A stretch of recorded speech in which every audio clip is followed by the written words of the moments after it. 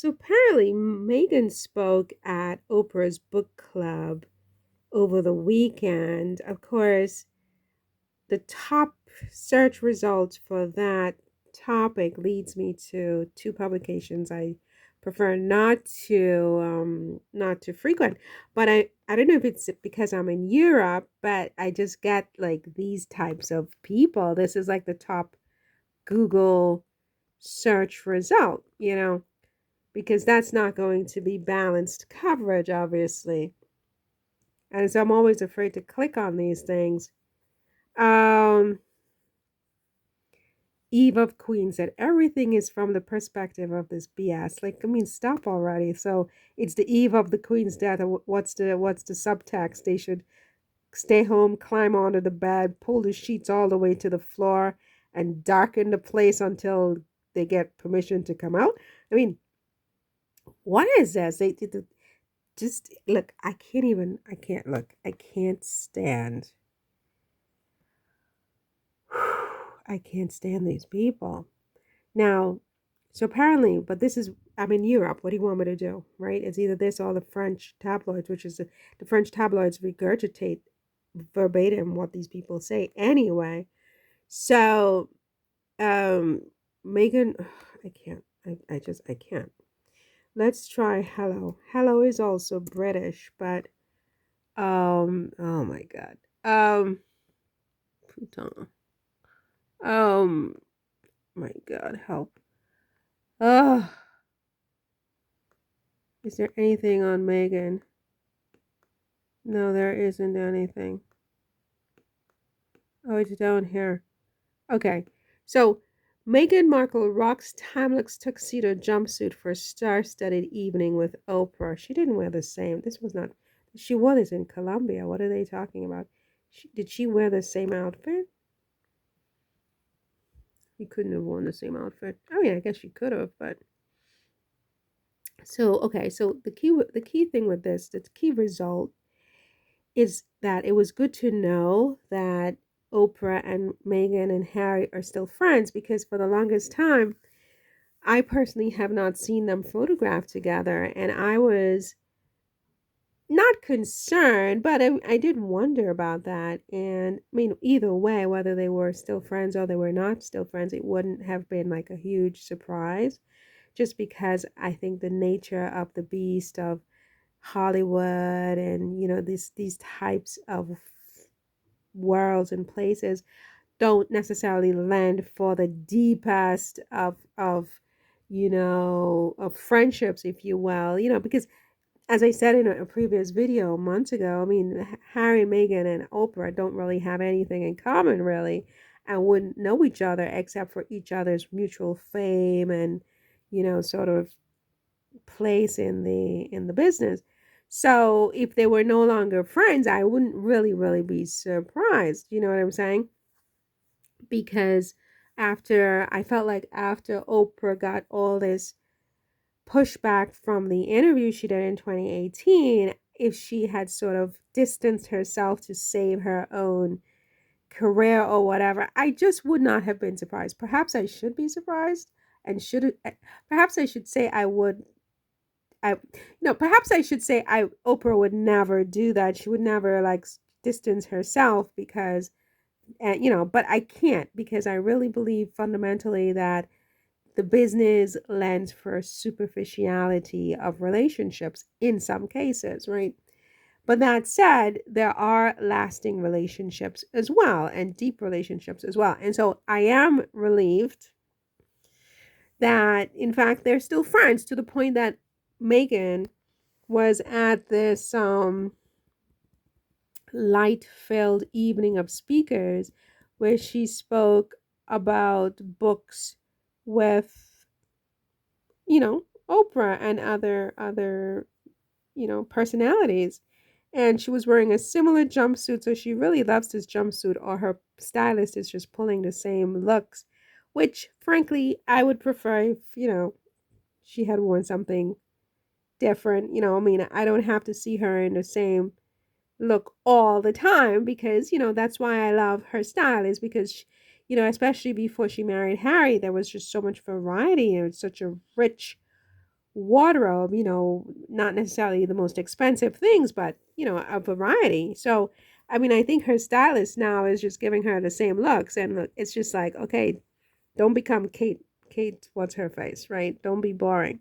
Now, that said, so she was at this thing with um, Oprah, and they noted that Harry's memoir Spare was on full display, as was one of Meghan's books, which she wrote for her son Archie, and the bench is what I think it was called, and there was one with you know other local people in the Montecito area. So there was that. So what's the other update? The other update has to do with Arrow, with Megan's American Riviera Orchard.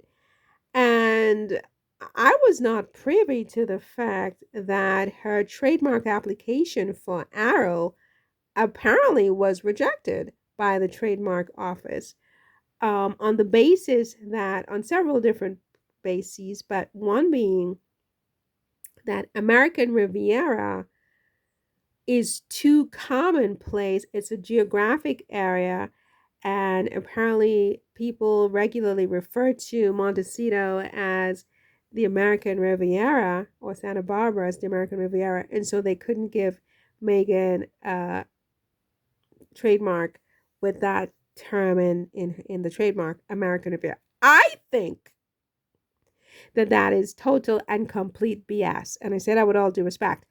I think there's somebody in that office who's definitely a hater, because so many people have trademarks with geographic locations in the name.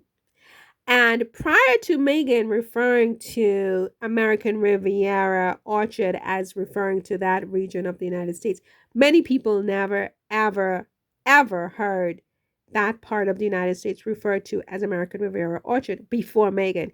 In fact, a huge amount of the backlash she received at the time was that people, including Americans, and there was one prominent one, it might have been the Kenzie woman or whatever, who came right out and said, nobody refers to California or Santa Barbara or Montecito as an American Riviera.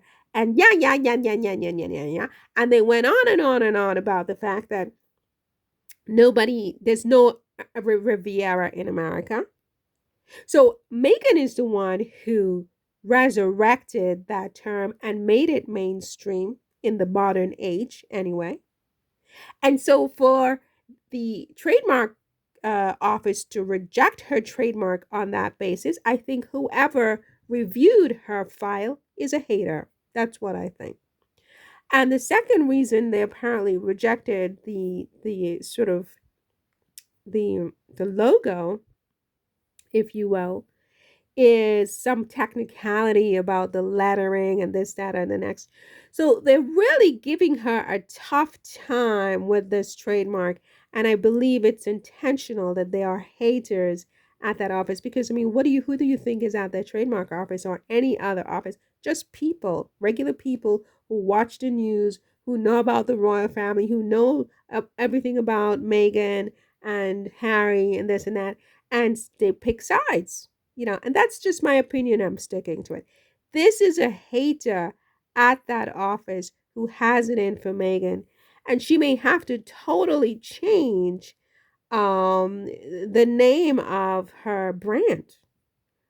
She will have to change the name of her brand. She will not be able to use American Riviera Orchard anymore because everybody else has the right to use it, when nobody ever thought of it until she did.